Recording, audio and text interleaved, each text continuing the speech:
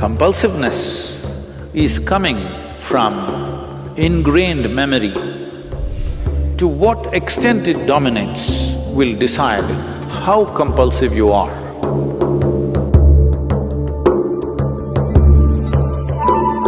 Don't try to counter it, don't try to forcefully beat it.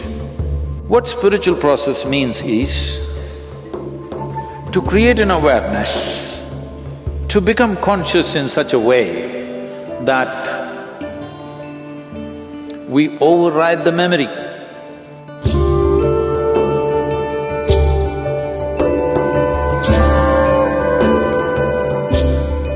My question is about compulsion, eating compulsion, drug compulsion, feeding compulsion, every compulsion in life, and how this is connected with a lot of noise and disturbing that we have inside. How we express this noise inside through the compulsion to outside. See, what you call as compulsive is,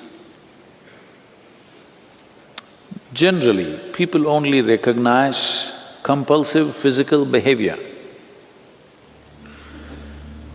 Somebody is addicted to drink, somebody is addicted to something else, somebody compulsively is abusive or something else negative that they cannot avoid doing is considered compulsive. But we must look a little deeper. The very way we sit and stand, largely it's compulsive. Maybe if you are practicing Hatha Yoga, slowly how you sit, how you stand is becoming a conscious process. Otherwise, it's largely compulsive. If we see your shadow, how you sit down, we almost know who it is, because you sit in a particular way, you stand up in a particular way. Have you noticed this? Every body has its own compulsive patterns. Compulsiveness is coming from ingrained memory. You can call it genetic, you can call it karmic, you can call it by many other names, but essentially, memory has taken over your life.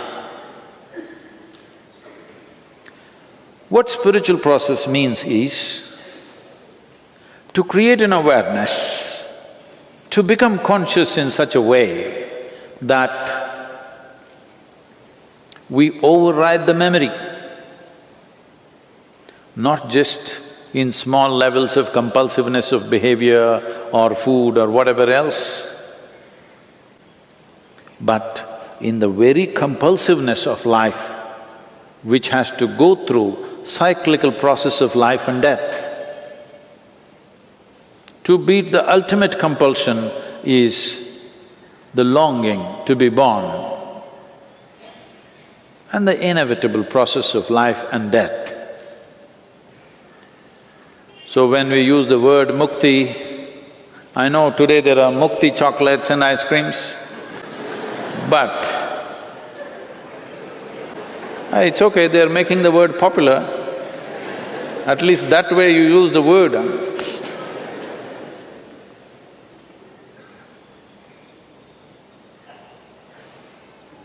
So, essentially compulsiveness means something is going cyclical. You are not able to beat the cyclical movement that's happening within you, either psychologically, emotionally, energy-wise or physically in your behavior patterns. Maybe you are noticing only the behavioral patterns, the compulsive nature of your behavior. You are not noticing the compulsive nature of your thought unless it becomes very acute, compulsive nature of your emotion, compulsive nature of the way the energy patterns move, and above all, the compulsive nature of your very existence. Every aspect of life is influenced by memory.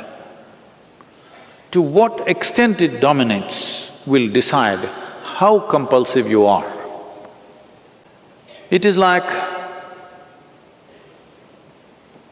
I think I said this some time ago.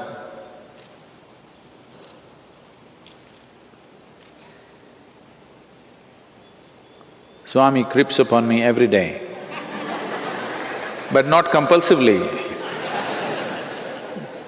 When on the headphones they hear my voice is little going like that, he's coming with a warm drink,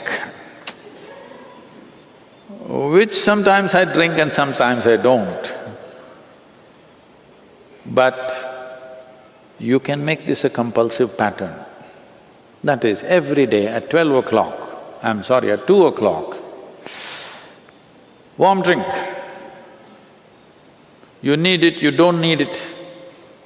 This is called developing good habits.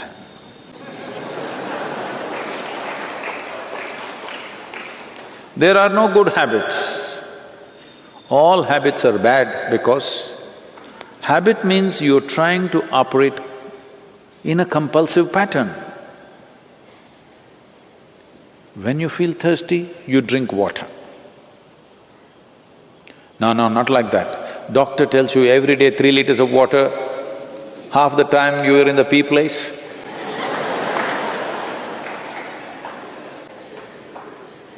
No, doctor should not tell you when to drink water. You must be conscious when you need water. Something so simple. But no, it's all set. When it's all set, it looks like you're functioning efficiently. Yes, you are. Efficiency without a heart is no good, it's cruel. Adolf Hitler is very efficient, but inhuman. This is what will happen in everybody's life. Unknowingly you become tyrannical. Maybe you will never be, fortunately, as capable as him, but you will become equally cruel to yourself and everybody around you because you have your stupid sense of discipline. Now, but Sadhguru, if I don't wake up my children at 6 o'clock, they will wake up at noontime. It is true. It is true. You have to wake them up at 6 o'clock, otherwise they may become sloth. So this is a fine game. Life is a fine game. If you want to do it in a crude way, you can do it. But if you want to do it well, it's a fine game. The same thing can be done in many different ways. So, Sadhguru, how do I wake up my children, Sadhguru? In a conscious way, at 6 o'clock in the morning, because they have to go to school at 7. Well,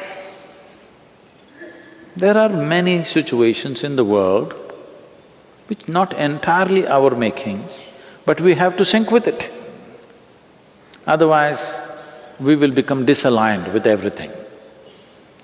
We have to wake up the child to send him to school at 7. This happened. At 7 o'clock, not 6,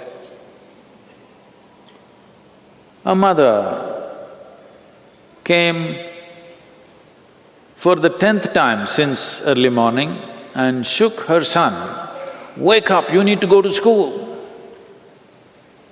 He said, "Mama, nobody likes me in school. The teachers don't like me. The rest of the staff don't like me. The bus drivers hate me. I don't want to go to school."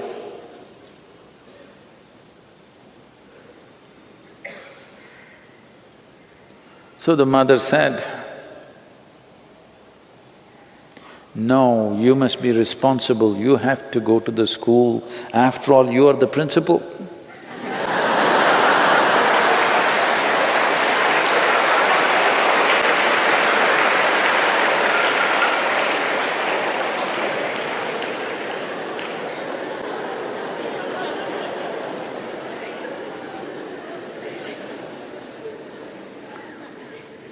to fulfill certain situations, we create certain patterns, but the pattern can be conscious pattern.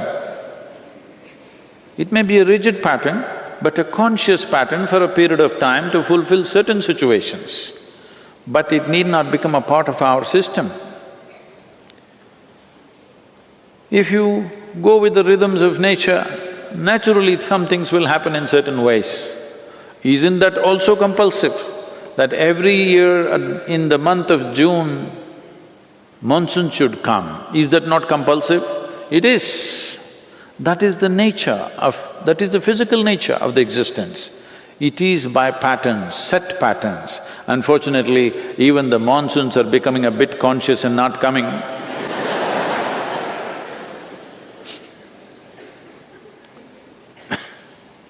That's an unfortunate break of pattern.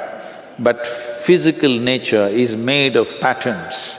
Whether individual atom or a cell or a molecule or the entire system, this is the way physical is made.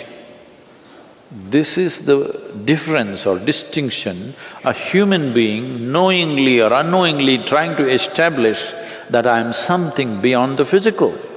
No spiritual teaching might have gone into an individual person, but still even that person is trying to somehow prove to himself or herself that I am something more than physical. If somebody treats you just as a physical entity, you don't like it, isn't it? Hello? Physicality falls into set patterns. A dimension beyond physical doesn't fall into any set patterns. That is where it is from that dimension the very idea of consciousness has risen in human mind. Human beings right now, in the evolutionary scale of things, are like, let's say a bird which was left in a cage for a long time. Then, after many years, the cage door is left open, but the bird never makes an attempt to fly because it's gotten used to the cage. It's gotten identified with the cage and it doesn't fly. This is human nature right now. In the evolutionary scale of things, what was a crawling creature now has become like this. Now, the lid is blown away, but still we don't crawl out, simply because of habit. The genetic influence causing compulsive behavior. This happened. A 3-year-old boy told his friend, "When I grow up, I will marry the girl next door." So the friend asked, "Why?" So the boy said, "Because I am not allowed to cross the street."